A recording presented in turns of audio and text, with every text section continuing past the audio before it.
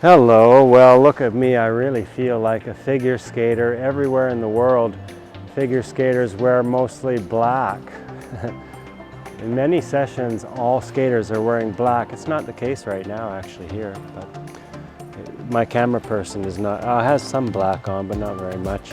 But that's not what we're here for right now. I want to give you a little bit of instruction on Choctaws. In Gary Beacom vision of ideal Choctaws.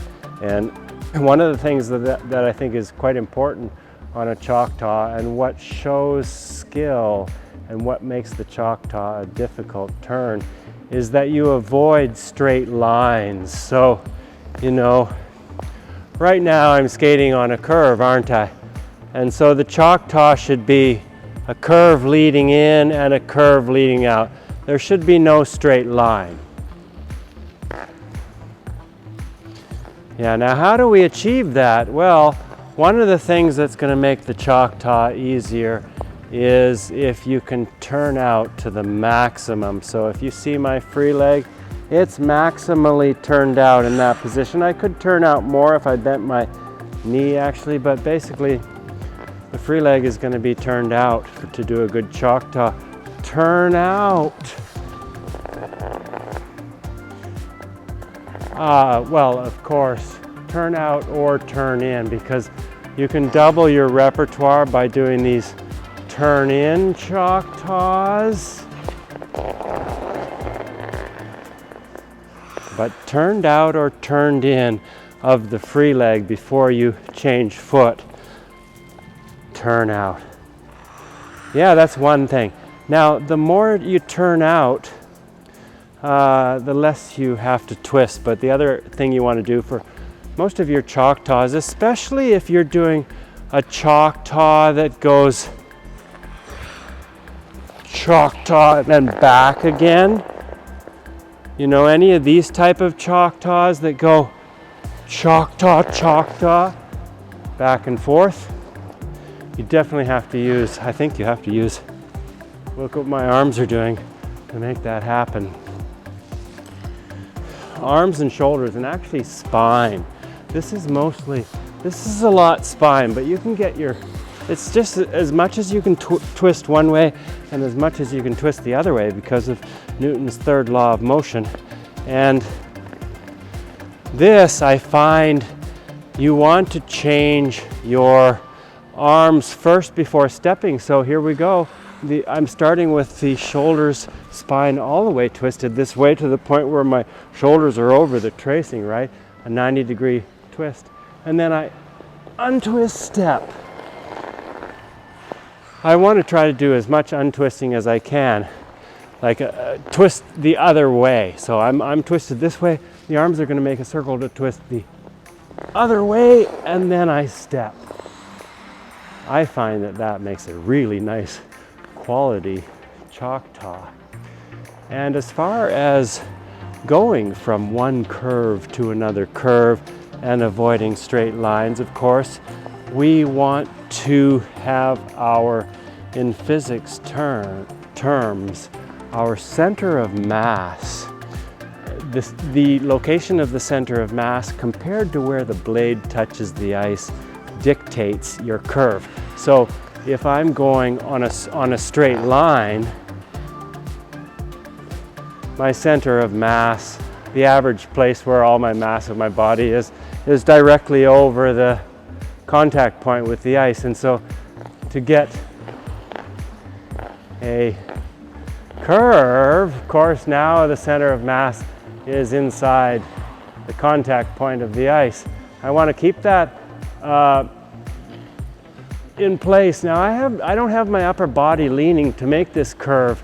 Yeah, my center of mass is inside the blade, but I'm trying to keep my upper body fairly vertical so that I won't have to change position of my upper body so much when I change from one foot to the other. Upper body stays in the same position, and I chain.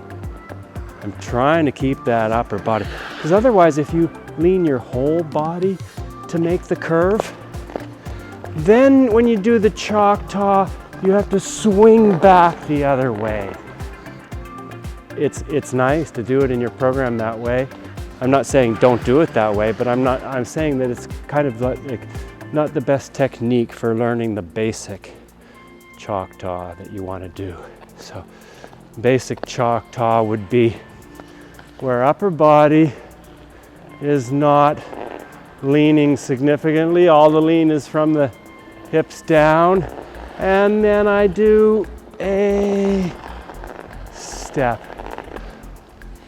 That brings me to the third point, actually. I've been leading up to it with reference to the Choctaw. After the twisting and the turnout of the free leg, important is that you get your feet apart to do a good Choctaw. Now, of course, it's not going to be two inside edges. It's going to be inside edge and outside edge, but feet basically apart. That way you can maintain the lean on your edge. Maintain the lean. You see the position? Feet apart, and then stepping out there to do a sudden change of direction. Now, a lot of that is experience and knowing how to lean and how to keep the balance as you change direction. That's difficult, changing direction suddenly, right? You're going this way, and then you change direction suddenly. You'll notice that if you look at my Choctaws, they're all feet apart. Using twisting, it's not like you have to use twisting for Choctaw. For this Choctaw, I mentioned when you do a Choctaw and then come back again, yes, twisting. But for this Choctaw, no real twisting of the upper body as part of action.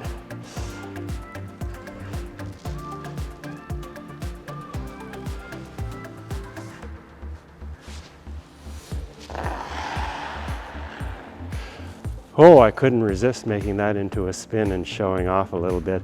Spin that I've been doing for 45 years, but now for fourth point on Choctaws, not only are your feet apart to do a good Choctaw, but they're beside each other.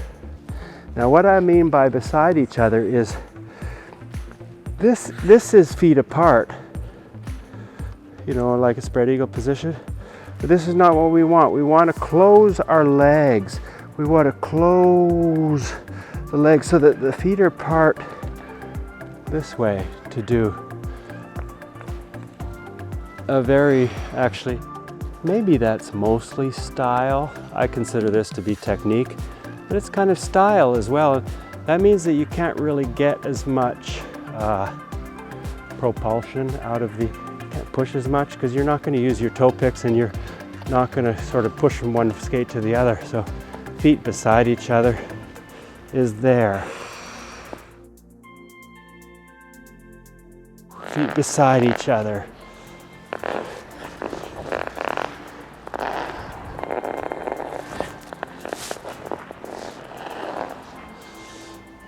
That's my 4 suggestions, professional tips for doing good Choctaws. And of course there's lots of different concepts of, there's basically a definition of Choctaw, and then beyond that there are ways of doing it. And in some of the dances, the Choctaws are not really so much about changing direction suddenly.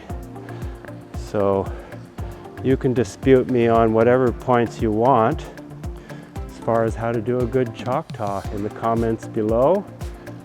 Give us a like and subscribe so that you'll get your next lesson and stay ahead of the curve.